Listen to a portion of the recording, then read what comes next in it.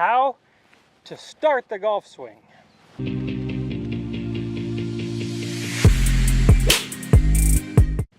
Okay everybody, so today I want to talk to you all a little bit about how you should go about starting your golf swing and what the best players tend to do. So the best players, the way they start their golf swing generally is not directly off the ball. They almost always have a little bit of force that moves forward to go backward. Just like in other sports. So if I'm a hitter getting ready to hit, I'm going to go, you see that little motion there? Forward, backward, step. So in order for me to get this golf club started efficiently and not use my arms too much early, what I've got to do is I've got to be able to get a little bit of flow going in my feet, and then before I pull the trigger I'm going to go a little forward so that I can start away. Now let's get into the keys here of what we're doing. So as we start away, what we're going to do is we're going to shift our mass just a little bit toward our trail foot and then begin to rotate. So it's a little shift and then rotate, and we're using our body, the energy created by our body, to move our hands and arms. So I don't want to feel like I move my hands and arms early. I want to feel like I'm slinging my hands and arms up with my body. It allows me to swing the golf club back with a little bit more energy, rather than if I snatch it early, I'm probably going to use my arms a lot in the swing. So I want to feel like I'm putting energy into the system and then shifting and winding myself up. So previously, Henry and I did a video talking about 3 different ways that we see professionals take the club away, or really good players take the club away, and we'll put a link to that here in the description. But what those really are is, you see some players almost drag the handle a little before the head starts to go.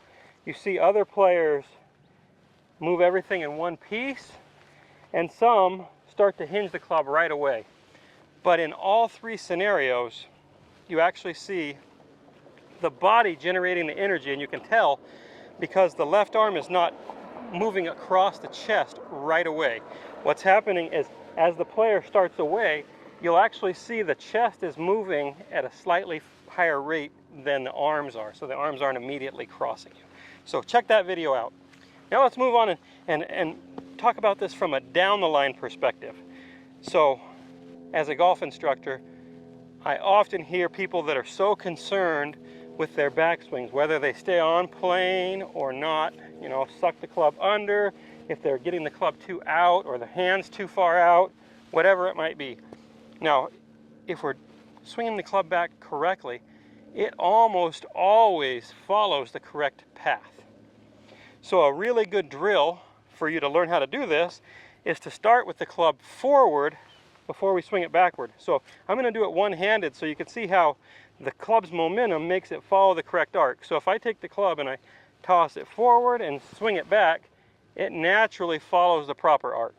So in our swing, we want to feel like that's what we're doing. It's a little complicated because there's a ball there, so I really can't make the club go forward to go backward. If we could do that, it would be really easy to swing it back on plane. But what we can do is get energy into our body. So I'll hit this one. So what I'm going to do is I'm going to start with a little trigger to get myself moving. And then naturally, you'll see that that club will follow a pretty darn good plane up. I'm not thinking about how to get it on plane.